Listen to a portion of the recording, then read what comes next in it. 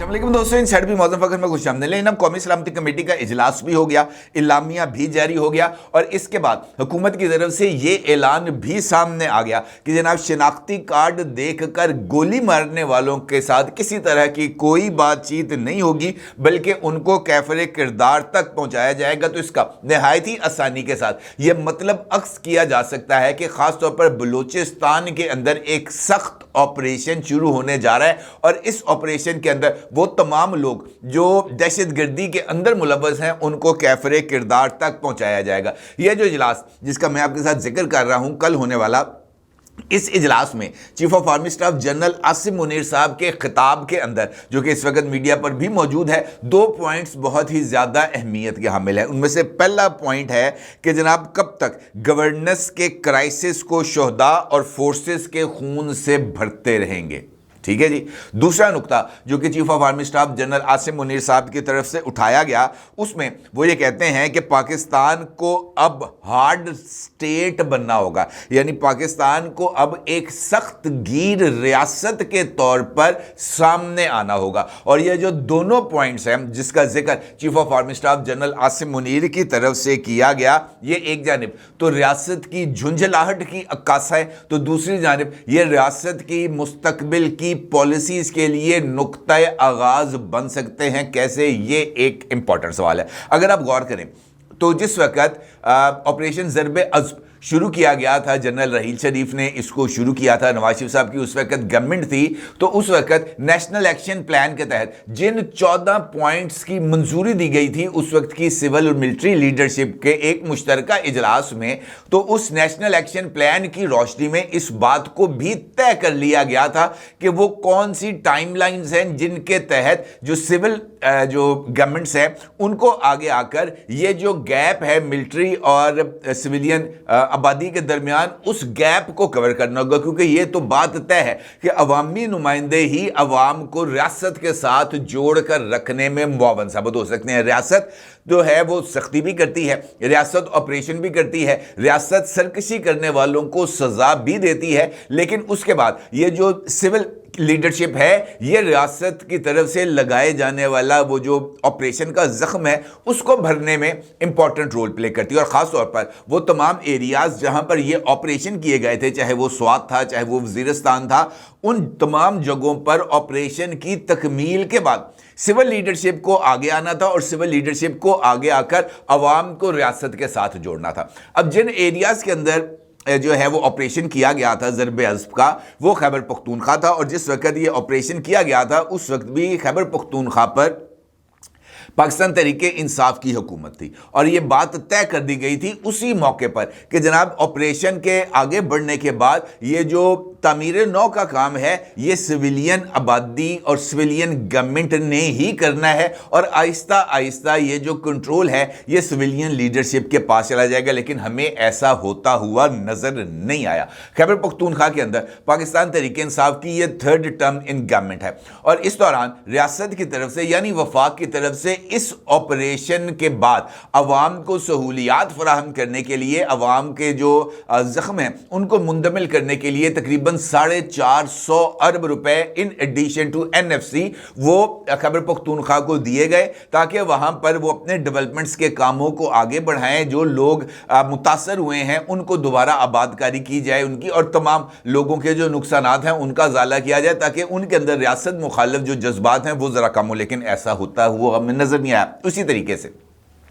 जब peoples party की government थी तो पीपल्स पार्टी ने बलूचिस्तान के लिए एक स्पेशल पैकेज का अनाउंसमेंट की थी और उस स्पेशल पैकेज के जरिए भी बिलियंस ऑफ रुपीस बलूचिस्तान को दिए गए। लेकिन वो बिलियंस ऑफ रुपीस बलूचिस्तान पर इन्वेस्ट होने की बजाय मुझे ऐसे लगता है कि चंद लोगों की जेबों में चले गए, जिसके नतीजे में ये गवर्नेंस का क्राइसिस हमारे सामने उभर कर आया। अब ये जो 8 फरवरी के इंतखाबात हुए, 8 फरवरी के इंतखाबात के फौरी बाद ये एतराज़ सामने आ गया कि ये गवर्नमेंट फॉर्म 45 की नहीं बल्कि फॉर्म 47 की गवर्नमेंट है और फॉर्म AK-47 की गवर्नमेंट के नाम पर जो नैरेटिव बिल्डिंग की गई, उस नैरेटिव बिल्डिंग ने सिविल लीडरशिप को ना सिर्फ तकसीम कर दिया, बल्कि पाकिस्तान तहरीके इंसाफ की तरफ से जो रवैया मुसलसल अपनाया गया वो भी इस बात की तरफ इशारा करता था कि इस वक्त सिविलियन लीडरशिप के दरमियान जो इख्तलाफात की खलीज है वो इतनी गहरी हो चुकी है कि अब रियासत भी इस खलीज को कम करने में कोई रोल नहीं प्ले कर रही। हद तो यह है कि कल जब एक अहम तरीन इशू जिसके जरिए पाकिस्तान के 2 सूबे इस वक्त दहशत गर्दी की लपेट में आते हुए नजर आ रहे हैं और वहां पर दहशत गर्दी की कार्रवाइयां हर गुजरते दिन के साथ बढ़ती चली जा रही हैं, इस मौके पर भी पाकिस्तान तहरीके इंसाफ की तरफ से जो रवैया अपनाया गया वो अफसोसनाक ही था। और इस इजलास के दौरान भी चाहे वो बिलावल भुट्टो जरदारी साहब हों, चाहे वो मौलाना फजलुर रहमान साहब हों, चाहे वो खालिद मकबूल सिद्दीकी साहब हो, चाहे वो मुराद अली शाह साहब हो, चाहे वो शर्जील मेमन हो, चाहे वो राना सनाउल्लाह हो, या चाहे वो खुद वजीर आजम शहबाज शरीफ हो, हर एक की तरफ से इस बात का इजहार किया गया कि पाकिस्तान तहरीके इंसाफ को इस मौके पर सियासत नहीं करनी चाहिए थी, बल्कि उसको रियासत के साथ आकर रियासत के साथ इजहार यकजहती करना चाहिए था। लेकिन पाकिस्तान तहरीके इंसाफ ने रियासत के साथ जिस लड़ाई का आगाज किया है उसके अंदर पाकिस्तान तहरीके इंसाफ को ही शिकस्त होगी। और कल के इजलास में खुद मौलाना फजलुर रहमान साहब ने जब तकरीर करने के अमल का आगाज किया तो सबसे पहले मौलाना साहब की तरफ से इन्हीं जुमलों से तकरीर का आगाज किया गया कि इस अहम तरीन मौके पर अगर पाकिस्तान तहरीके इंसाफ भी इस इजलास में शरीक होती तो इस इजलास से बाहर जाने वाला पैगाम ना सिर्फ बहुत ज्यादा तवाना होता, बल्कि उसके नतीजे में पाकिस्तान तहरीके इंसाफ और एस्टेब्लिशमेंट के दरमियान जो इस वक्त एक कशीदगी है उसको भी कम करने में मदद मिलती। और देखा जाए तो जब से पाकिस्तान तहरीके इंसाफ 2018 में जब इक्तदार में आए थे तब भी जो उनकी तरफ से रवैया अपनाया गया था उसके तहत भी खुद बतौर वजीर आजम इमरान खान ऐसे इजलासों में शिरकत नहीं किया करते थे। ख़ासतौर पर जब अमन अमान की एक सिचुएशन इमरान खान के दौर में भी डेवलप हुई थी, जनरल कमर जावेद बाजवा की तरफ से खुसूसी तौर पर कौमी सलामती कमेटी का इजलास भी बुलाया गया था, ये जो ऑपरेशन बालाकोट हुआ था उस मौके पर। और उस पर जो इमरान खान थे उनको जनरल बाजवा की तरफ से कहा गया था कि जनाब आप भी आएँ इस इजलास के अंदर, लेकिन इमरान खान ने कहा था कि अगर मैं वहां पर जाऊंगा तो मुझे शहबाज शरीफ और आसिफ अली जरदारी से हाथ मिलाना पड़ेगा, लिहाजा मैं उस इजलास में नहीं जाऊंगा। यानी उस मौके पर भी इमरान खान ने अपनी पर्सनल ईगो को पाकिस्तान के ऊपर फौकियत दी, ना सिर्फ बालाकोट वाले ऑपरेशन के मौके पर बल्कि उसके बाद भी 2-3 मौके ऐसे आए जब कौमी सलामती कमेटी के इजलास हुए, वहां पर इमरान खान ने शिरकत नहीं की। और अब भी ये एक ऐसा मौका था जब पाकिस्तान तहरीके इंसाफ इस इजलास में शिरकत कर सकती थी, लेकिन यहां पर उन्होंने शिरकत नहीं की। अब ये जो गवर्नेंस का क्राइसिस है ये हमें गहरा होता हुआ नजर आ रहा है और अब फोर्सेस ये कह रही हैं, चीफ ऑफ आर्मी स्टाफ इस बात का इजहार कर रहे हैं कि जनाब आपकी कमी कोताही या आपकी सियासत में जो जिद है, जो आपकी अना है, उसका खमियाजा हम क्यों भुगतें। ठीक है जी, वो ये कह रहे हैं कि जनाब आपको बतौर स्टेट्समैन सामने आना है, जिम्मेदारी लेनी है और अवाम को रियासत के साथ जोड़ना है, और ये आप गवर्नेंस के जरिए लोगों के जख्मों पर मरहम रख के जोड़ सकते हैं। और आप चूंकि इस वक्त ये रोल प्ले नहीं कर रहे और उसकी कीमत हमें अदा करना पड़ती है, और हम ये कीमत कितनी देर अदा करेंगे, इसका मतलब ये है कि अगर आप ये रोल प्ले नहीं करेंगे तो फिर कोई और आकर ये रोल प्ले करेगा। और मेरा ये ख्याल है कि आर्मी चीफ की तरफ से ये जो नैरेटिव को बिल्ड किया गया है, जिसके जरिए उन्होंने इस बात की जिम्मेदारी पाकिस्तान की पॉलिटिकल एलीट पर फिक्स की है कि जनाब इस तरह ये मामलात नहीं चलेंगे, आपकी जिम्मेदारी है, you are in the civilian government system, आपको सामने आकर इन चीज़ों को लीड लेना होगा। और मेरा ये ख्याल है कि आर्मी चीफ की तरफ से खास तौर पर खैबर पख्तूनख्वा की लीडरशिप के ऊपर जिस तरह का ये जिम्मेदारी को फिक्स किया गया है, ये बहुत ही ज़्यादा अहमियत की हामिल है। अगरचे वज़ीर आला खैबर पख्तूनख्वा अली अमीन गंडापुर की तरफ से कल इस इजलास में एक मरतबा फिर सियासत खेलने की कोशिश की गई, लेकिन वहां पर जो मौजूद लोग थे, इवन मिलिट्री लीडरशिप, उनकी तरफ से अली अमीन गंडापुर को सख्त शटअप कॉल दी गई और उनसे कहा गया कि जनाब ये मामला इस वक्त रियासत को दरपेश चैलेंज के हवाले से है, इसके अंदर आपको सियासत घुसेड़ने की किसी तरह की कोई इजाजत नहीं दी जाएगी। खासतौर पर उस मौके पर जब अली अमीन गंडापुर की तरफ से ये नुक्ते को उजागर किया गया कि जरूरत इस अमर की थी कि इस इजलास में शिरकत के लिए इमरान खान से खुद गवर्नमेंट की तरफ से राब्ता किया जाता और गवर्नमेंट की तरफ से गुडविल जेस्चर का इजहार किया जाता और इमरान खान को खुसूसी तौर पर पैरोल पर रिहा करके ये जो है पार्लियामेंट बिल्डिंग में लाया जाता और यहां से उनके साथ मुशावरत की जाती, तो उसके ऊपर उनको ये जवाब दिया गया कि नहीं जनाब, ऐसा नहीं हो सकता, हमने पार्लियामेंट्री जो कुव्वतें हैं उनके साथ बात करनी थी, हमने अवामी नुमाइंदों को इत्माद में लेना था और उनसे उनकी आरा पूछनी थी। किसी सजा याफ्ता शख्स से और जिसकी अना पाकिस्तान से आगे बढ़ चुकी हो, उसके साथ किसी तरह की कोई बातचीत नहीं हो सकती। दूसरा नुक्ता जो कि चीफ ऑफ आर्मी स्टाफ की तरफ से कहा गया, आर्मी चीफ का यह कहना था कि हम कब तक एक सॉफ्ट स्टेट के तर्ज पर बेपनाह जानों की कुर्बानी देते रहेंगे। उनका यह कहना था कि अब पाकिस्तान को बेहतर गवर्नेंस और ममलिकत को हार्ड स्टेट बनाने की ज़रूरत है। अब यह हार्ड स्टेट से क्या मुराद है? मेरा ये ख्याल है कि हार्ड स्टेट से मुराद एक ऐसी रियासत है जहां पर कानून की हुक्मरानी तो हो, लेकिन वहां पर सरकशी करने वालों को किसी तरह की उनके लिए कोई स्पेस ना हो। सरकशी करने वालों के पास के खिलाफ रियासत के पास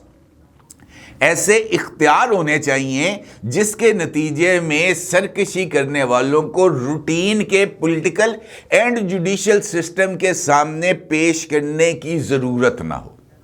बात फॉलो करें आप। हार्ड स्टेट कैसे होगी? वो कहते हैं जनाब, कानून हर जगह पर नज़र नहीं आता, लेकिन रूल ऑफ लॉ हर जगह पर नज़र आना चाहिए।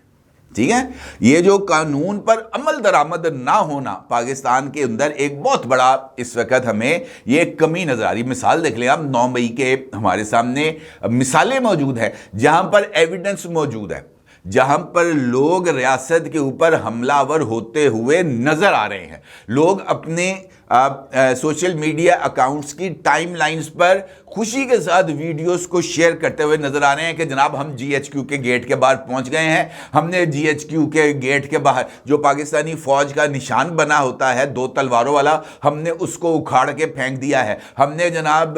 जो शोदा के मुजस्मे हैं इनको गिरा दिया है, हमने शोदा की यादगारों को जनाब मिसमार कर दिया है। ये वो तमाम चीजें हैं जिसके लिए कोई सबूत की जरूरत नहीं है, लोग खुद ये करते हुए नजर आ रहे हैं और सबको मालूम है कि जनाब इस काम के लिए किसकी तरफ से इशारा किया गया था। और जब बानी पीटीआई इमरान अहमद खान नियाजी हाल मुकीम अडयाला जेल अल मरूफ इलामा अडयालवी खुद मीडिया के ऊपर बैठकर इस बात का इजहार करे कि अगर मुझे रेंजर्स ने पकड़ा था तो एहतजाज भी वहीं पर होना था, तो इसका मतलब यह है कि इमरान खान की तरफ से ये जो मिलिट्री इंस्टॉलेशंस के ऊपर अटैक किया गया था, इस पर इमरान खान की सपोर्ट थी और इमरान खान की सपोर्ट की वजह से ऐसा हुआ। लेकिन पाकिस्तान का जुडिशियल सिस्टम इस सारे मामले पर आंखें बंद करके बैठा हुआ है। तो मुझे ऐसे लगता है कि आने वाले दिनों में ये जो चीफ ऑफ आर्मी स्टाफ की तरफ से ये बात कही गई है कि पाकिस्तान को अब एक हार्ड स्टेट का रोल प्ले करना होगा, तो अब यहाँ पर सऊदी अरेबिया या चाइना जैसे सख्त गिर कवानीन नाफिज होने जा रहे हैं। इसमें से अब किसी को कोई रू रियायत नहीं मिलेगी। और ख़ास तौर पर जब इस बात का जिक्र किया जाए इसी इजलास के अंदर कि जनाब यहाँ पर तो कुछ ऐसे लोग भी मौजूद हैं जो रियासत के ऊपर होने वाले हमलों को ग्लोरीफाई करते हैं, जहाँ पर इंडियन चैनल्स के ऊपर और इंडियन मीडिया के ऊपर जो एंटी पाकिस्तान नैरेटिव को डेवलप किया गया, एंटी फौज नैरेटिव को डेवलप किया गया, वहां पर पाकिस्तान का सोशल मीडिया और ख़ास तौर पर ऐसा सोशल मीडिया जो कि एक सियासी ग्रोह से वाबस्ता था, वो भारतीय ज़ुबान से हम आहंग था या भारतीय ज़ुबान उसके मौक़िफ़ से हम आहंग थी। इस तरह का जो सोशल मीडिया प्रोपेगेंडा है, इसकी किसी तौर पर इजाज़त नहीं दी जाएगी। तो इन दो बातों के दो नताइज अक्स किए जा सकते हैं। नंबर वन कि ये पैगाम चीफ ऑफ आर्मी स्टाफ की तरफ से कि जनाब पाकिस्तान की पॉलिटिकल लीडरशिप, चाहे वो मरकज़ में है चाहे वो चारों सूबों में मौजूद है, उनको अवाम के साथ जुड़ना है और अपनी गवर्नेंस को बेहतर बनाना है। और ये जो लीकेजेस हैं करप्शन के एतबार से, इन लीकेजेस को कंट्रोल करके अवाम को, पाकिस्तान के शहरियों को रियासत के साथ जोड़ना है, नंबर वन। नंबर टू, ये बात भी आर्मी चीफ की तरफ से वाज़े तौर पर बयान कर दी गई है कि अब डंडे की हुकूमत होगी, इसके अलावा किसी और नरमी की गुंजाइश ही नहीं है। वाज़े तौर पर यह पैगाम कि जनाब डंडा सरकार चलेगा, ये मेरा ख्याल है कि क्रक्स ऑफ दी स्टोरी है। और आर्मी चीफ की तरफ से पार्लियामेंट में खड़े होकर पाकिस्तान की तमाम पॉलिटिकल एलीट को मुखातब करते हुए ये कह देना कि अब हार्ड स्टेट बनेगी रियासत, यानी यहाँ पर अब डंडे की हुकूमत होगी, मेरा ये ख्याल है कि ये एक ऐसा पैगाम था जो कम लफ्ज़ों में पाकिस्तान की पॉलिटिकल एलीट को दे दिया गया है। और पाकिस्तान पॉलिटिकल एलीट की अब ये बसीरत के ऊपर मबनी है कि वो इस पैगाम से कौन से नताइज अक्स करते हैं। मेरी नज़र में तो जो पैगाम है वो यही है कि अब चलेगी डंडा सरकार। अपनी राय को ज़रूर इज़हार कीजिएगा। आपका बहुत शुक्रिया। अल्लाह हाफ़िज़।